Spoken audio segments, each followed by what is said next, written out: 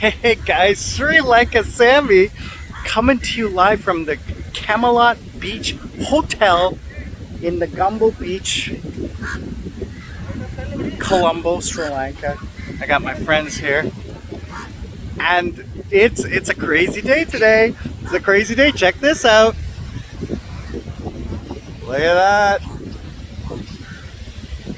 Huge storm coming in. Look at that, how beautiful that is. That is absolutely beautiful. So today I'm going to talk to you about how I'm surviving during this crisis. It is really starting to affect lives of people here today. So this storm is coming in. Everyone is battening down the hatches. They're closing up the bar. They're closing up the pool.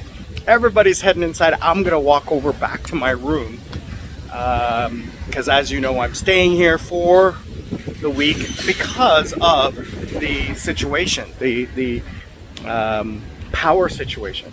So first of all, I do want to thank everyone who is commenting, liking, sharing, and my new subscribers. One thing I do wish to ask you, I'm not asking for donations, I'm not asking for support or anything like that, but I have become monetized. So if you could watch the video at the beginning of my channel, or if there's a banner, just click on the banner and it opens up in another screen. Leave it open for a little while. If there's a commercial, just let the commercial go for about 20 seconds, 30 seconds. That would really help me because the money comes from the advertisers, right? So that way, I can get support to maybe upgrade my equipment.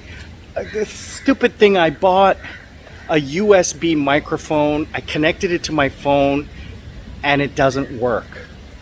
The sound quality is crap. So what I'd like to do is eventually I'd like to get like a YouTuber camera. So for example, maybe a GoPro or some kind of handheld one that I've seen the other guys use, but I'd like to do something, get something like that. So if I can get compensation from advertisers, then that will be great. I don't have to spend my own money.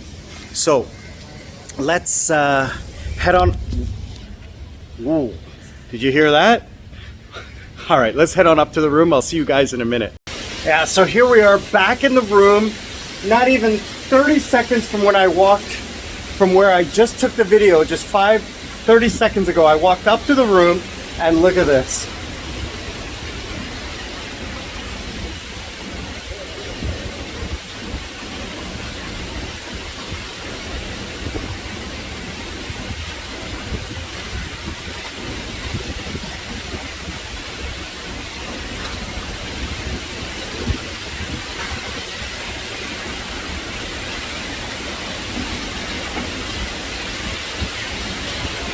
I don't know if you can see the ocean, but wow.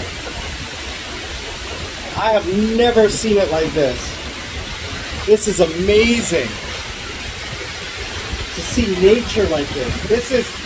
It's rain, but never with the wind like this. Wow.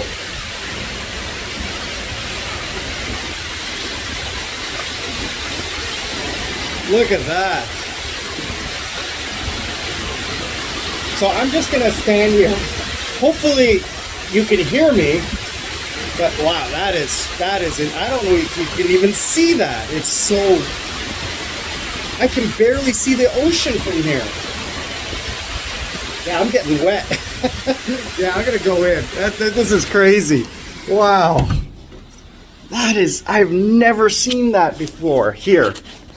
But my parents were telling me that this is nothing compared to what it normally can be like.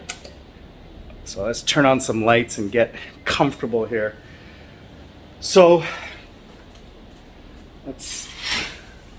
I don't know if you can see. Yeah, it's too bright out there. So what I'm going to do is I'm just going to sit down here and do a quick shout out to you guys and saying again thank you for all of the support, all of the praise, I really, really appreciate it. So what I'm going to talk to you about today is how I'm surviving, okay? How this is affecting me, how things are going. So let me just set up the camera so I don't have to hold it, okay? I'll be right back. Hey guys, I'm back. Thank you very much for returning, joining me, being here. So what I'm going to talk to you about today is how I'm surviving during this crisis. Okay, so as you can see, I'm in a hotel room, and the reason I've moved here is because of the power cuts. I work online, so I need stable power and internet to be able to work. So this is what I've had to do. I did a video just a little while ago about how to be a digital nomad or remote worker here. Okay, so there's three main areas that are causing problems: is food and medicine, electricity, and fuel. Fuel is not an issue for me. I don't really need it to survive because like I said, I'm retired, semi-retired. I work from home. Fuel to go get food and things, not really 100%. I can just go to the local store and pick up what I need. Then what else? Fuel. The only thing it's affecting is if I wanted to go to see my cousins, because we have a car, but to hire a taxi or something is not reliable because you may not get one. You may get one going, but trying to come back home, you might not get one. Nobody may want to come all the way out of the city, right? Because then they just have to go back to the city to where they started from. So they may not want to do that. So that is the problem in going from where I live in the countryside to downtown where my cousins live.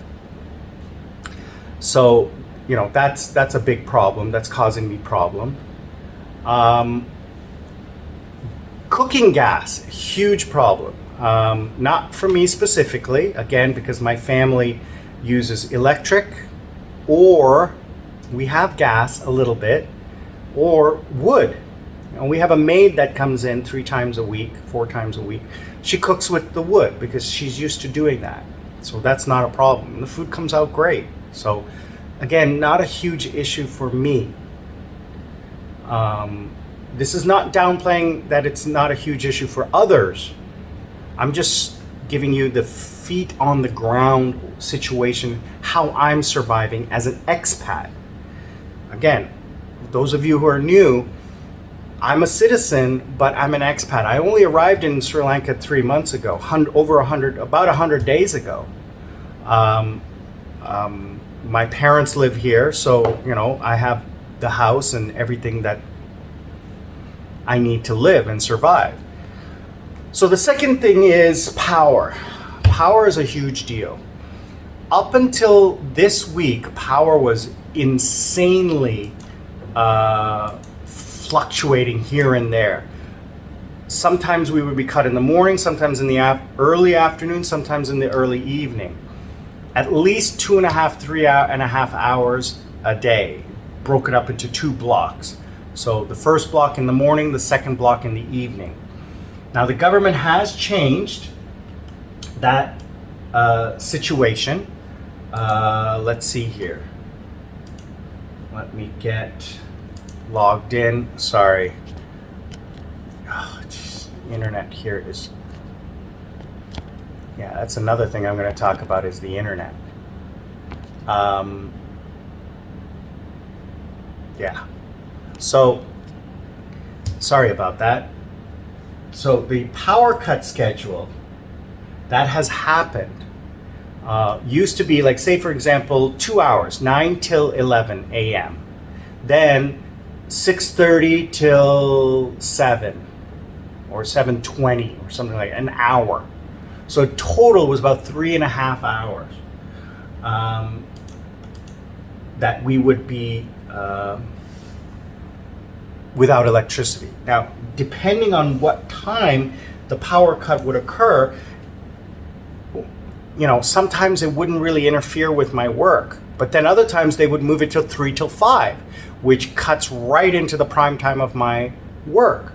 And I can't have that because I'm working on a PC. Working on a PC, I have a UPS, which gives me about an hour's worth of power. I could use a laptop, but again, I need to share my screens to do my online classes. So the power cuts, so for example, let's go back a week or two, back when power cuts were huge, all right, were a big deal. So I would have a power cut at my house from 3 till 5 and then 7:40 till 9. 7:40 till 9, not a big deal. 3 till 5, huge problem. Then they alternate, like then I would have power cut from 11 till 1 and 5 till 6, 20. Huge problem for both those power cuts. Then another time I would have 1 till 3 and 6:20 till 7:40. Again, huge problem, both of those power cuts. So there's 3 blocks, right? 4 blocks. Like 4 blocks between 9 and 5. You're in those 4 blocks. And then you rotate through those 4 blocks. So they announce in advance, at least 24 to 48 hours in advance, they announce the power cut schedule. So let's see. That was causing a big deal for me. And then the final thing is food and medicine. Food is not a huge issue right now in that it is available. Imported food now. Medicine is starting to run out.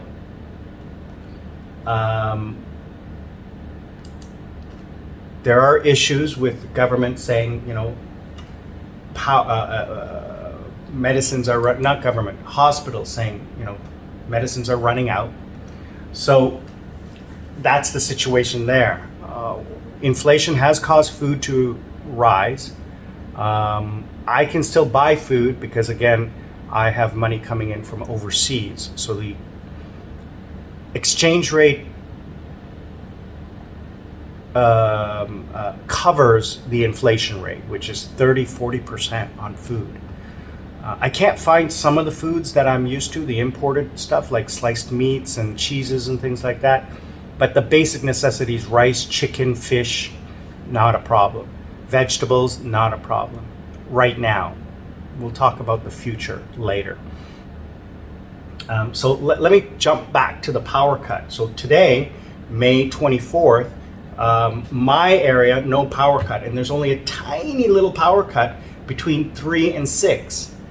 One group is getting an hour and 40 minutes and another group is getting 2 hours and 30 minutes. That's a tiny bit compared to what it normally is. They categorize each area of the country into different groups. Wednesday, my area will get a 2-hour power cut. That's it. Thursday, 2-hour power cut. That's it. Down from 3.5. Friday, again, 2-hour power cut, and the same thing. And Saturday, a 2-hour power cut. Sunday, no power cut. Monday, no power cut for my area. And then Tuesday, no power cut for my area. Wednesday, a 2-hour power cut in the late afternoon. And that's it. So they've published the power cuts right up until June 1st. So very detailed. The reason being is the power cuts have reduced is because of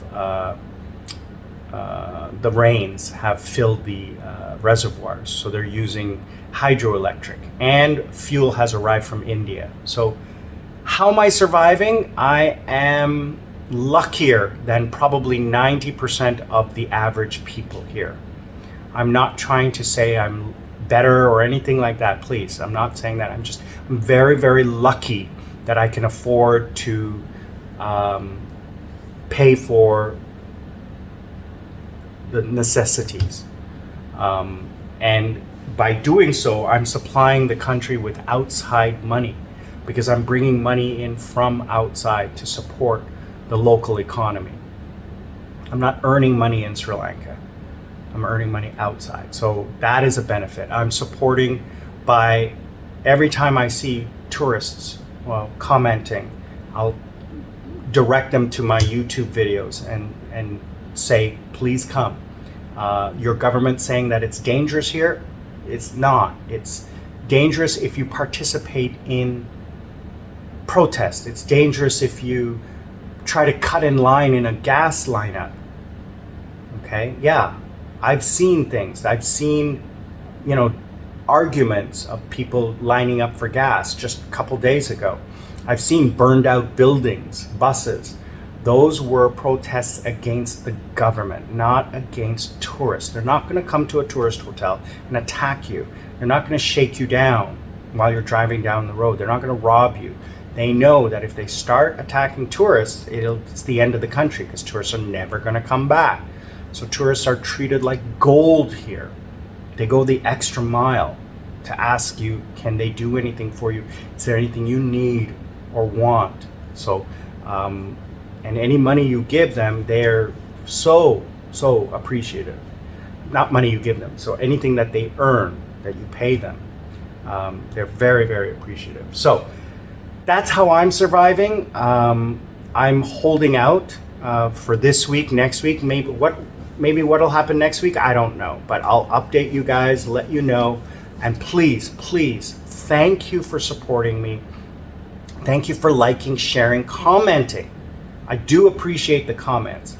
That does help because I answer every one. So if you want to comment, let me know what I can do better, what I can do different, what you'd like to hear, what you'd like to see, and I will catch you on the next one. Sri Lanka Sammy, the new website, the new YouTube channel, Sri Lankan Sammy is the new name for my channel. Long live Itaewon Sammy. I'm out.